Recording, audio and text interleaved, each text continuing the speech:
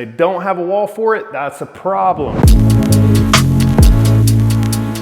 All right, today I want to talk about a couple things that have helped me make more art sales.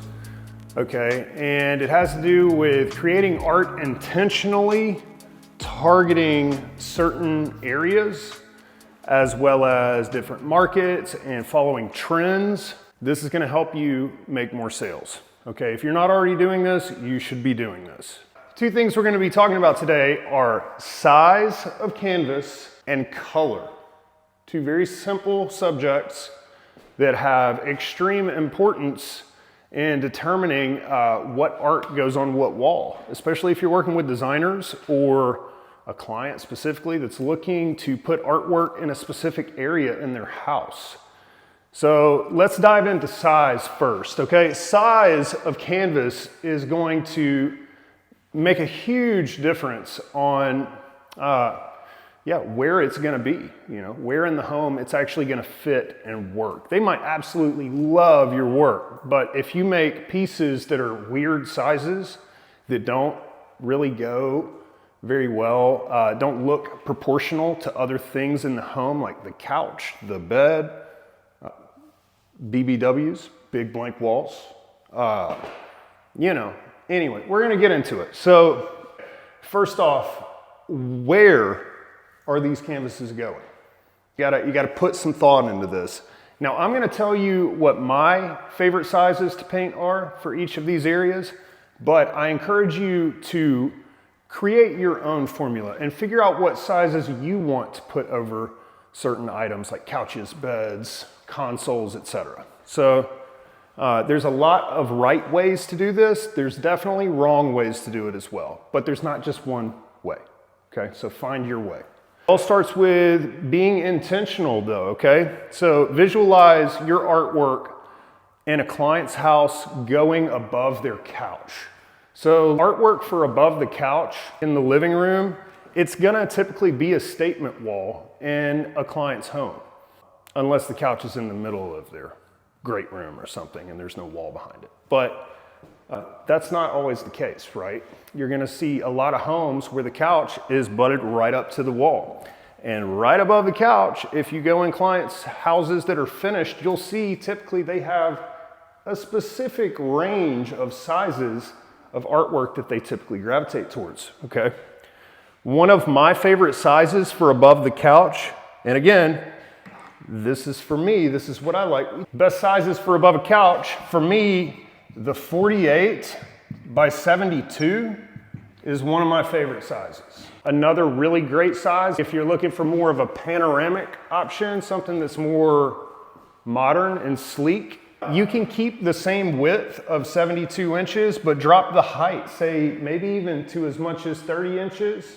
A typical size would be like 30 by 72. If it's a wider couch, maybe even, like a 36 by 84, okay? So the solution here is to have a couple different sizes. You don't just want to paint the same size canvas every time. If you are gonna paint the same size canvas every time, I'll tell you, and I am gonna jump around a little bit since I've already mentioned it, the most common size canvas that I see sold is a 36 by 48. It is the most versatile size of any canvas that I've seen. It's the easiest size to place. If a client really loves your work, but it's like a specific piece, for instance, but it's a big, massive piece and they don't have a wall for it, that's a problem, right? But if you have a 36 by 48, typically a client can always find a place for that size. That's about the biggest size that they don't have to really measure for, okay? And what I mean by that is like, it can go in a bedroom, it can go above a bed, it can go above a couch, it can go over a console, it can go in the dining room. You can even put them in bathrooms, okay? Like the 36 by 48, it's a decent size, it's still a statement piece to a degree, but it's just extremely vertical. You can go horizontal with it, you can go vertical with it. Anyway, that's the most common size that I sell. even though I don't really keep a very large inventory of it. Honestly, I focus on large works for my business nowadays, but when I was getting started, sticking with sizes that are easily placed is a good strategy. It really is. So let's go on to the next part though. Above the bed, okay? Like you go into someone's master bedroom, that's their sanctuary. That's where they sleep. They spend, I don't know, a third of their life in that bed, maybe less, maybe more, who knows? Okay, but they're gonna spend a lot of time in that room. So they typically like to spend money in these areas above their bed, okay? Assuming they don't have like a really high headboard, say they don't have a headboard at all. Again, the 48 by 72, that's 6 feet wide by 4 feet tall. That's a really great size for above a bed if they don't have a headboard. If they do have a headboard, you keep that same width and you can shorten the height to say like a 36 inch, you know, somewhere in there. There's definitely a range to work with, but you know, for above beds, I've even done as much as 84 on the width. That's 7 feet, okay? And like I said, there's a lot of different ways to do this right. There's not just one way. So kind of figure out what look you want to create in people's homes and hone in on these sizes. And knowing this stuff in and out, knowing your dimensions and knowing what looks good in what wall, on what wall, will help you in sales. It will give you some framework to help push a client in a certain direction. All right. Next size, above consoles. Consoles you'll see in many different places throughout a client's home, in the dining room and kitchens, maybe not in kitchens as much, but in dining rooms mostly is where I see them, as well as living areas.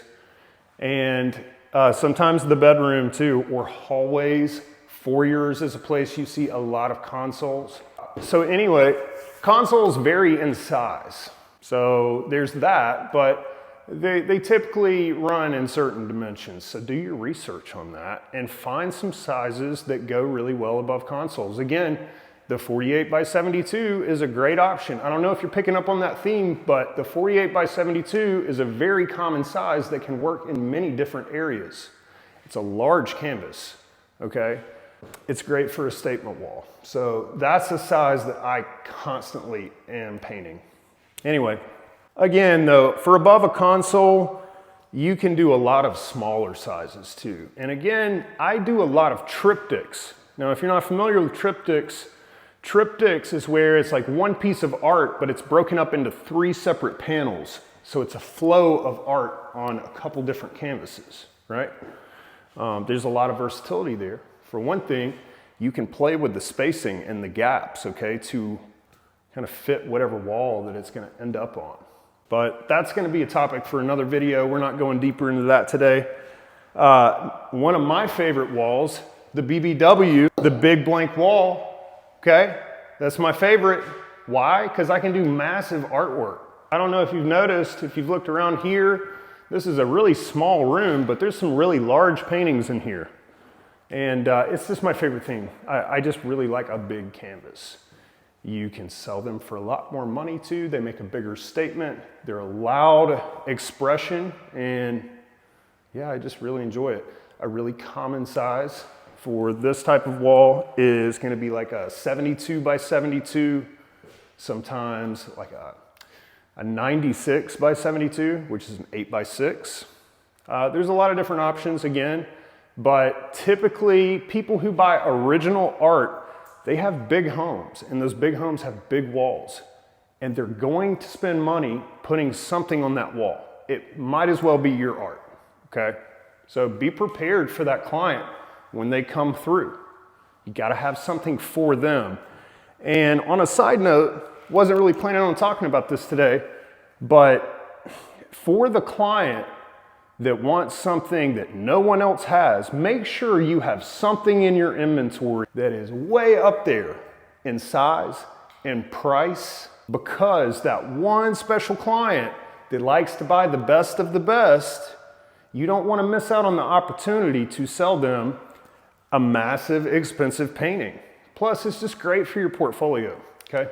So have a very broad selection of different sizes and color schemes, all that stuff. You can appeal to a broader audience, which will help you make more sales. All right. And again, what's the most versatile size? 36 by 48 is my favorite, most versatile size that I use. There's other great sizes that are extremely versatile too, but when I say versatile, it's easy to place. It's easy to find a home for that work of art in someone's house. So like if they see your work at an art show, they might not even be in the market for art. But if you're picking a size like this and they see a piece that's sized like this, they don't really have to stress, oh, I love this piece of art, but I don't have a wall for it. They can find a wall for it, okay? That's the idea behind it. All right, so next topic of the video is gonna be color, okay? Color is super important. I mean, what can I say, right? Do your homework. If you wanna sell more art, I suggest you study upcoming color trends for the upcoming year. The color trends have been out for a while now, so go ahead and take a look at those. And I suggest picking up some of those colors, dabbling around with them. Even if you don't like the color, just use it as a base, you know, and throw in complementing accent colors. You do your thing, okay? But definitely work with color trends. If you're up for it, you will make more money. You will. Because I can tell you one thing, designers, which is where I get the bulk of my business, they do a lot of stuff with trending colors. Designers have specific aesthetics. So if you are working with a designer pretty frequently and you're trying to build a relationship and sell more art through a specific avenue of a specific firm or just a specific designer in general, find out what colors they typically like and what they place a lot of and paint with those colors. Create things in their palette that would appeal to their taste. They get paid for their taste a lot of times, and they just there's a lot of clients that don't even push back on their suggestions. So cater to that. You'll make more money. And then last but not least, this is kind of the same thing as trends, but not really, because this will change depending on what market you're in. If you haven't picked a market yet, I suggest you pick a market that has a lot of wealthy clients, a lot of people who buy original art to begin with. Because if you're trying to sell original art for expensive prices in a little town like my hometown, this little town in Georgia, you're not gonna sell a lot of art, okay? You're gonna have to go to a different market. You're gonna have to go to Atlanta, Miami, LA, New York. There's a lot of competition in those cities, but you know, there's a lot of people who buy original art in those places. You know, you go to other markets, like a place like Boca, for instance. Boca would be a market where it has a smaller population, but a high concentration of wealth, where there's a majority of, you know, wealthy people who buy original art, okay? There's lots of markets like this. Do your research. That's not where I wanted to go with this video with the whole market topic. What I'm talking about is tailoring your color palette to whatever market you're targeting, okay? I do a lot of business in Florida along the coast. So one of my major palettes that I work in are coastal color palettes. Now, there's times where I am just absolutely sick of painting with coastal colors, but you do it anyway so that you can paint the things that you want to paint when you want to paint for yourself. Okay, it's a trade-off, but at the end of the day, if you want to be business-minded and make the right moves for your business and for your future, I suggest you really put some thought and intention into what you're creating and where you think this art is going to get placed. I hope this helps somebody out there. If you know any aspiring artists that could gain some value from this type of content, please share this video, okay? This could really help somebody achieve their dreams, you know? There's a lot of really talented people out there. I've seen so many talented people that just don't know anything about sales or anything about the business of art that are extremely talented artists, and it's really sad. So help them out, forward this content to them, get it out there. All right, and if you got value from today's video, make sure you like it. And that's all I got. Thanks.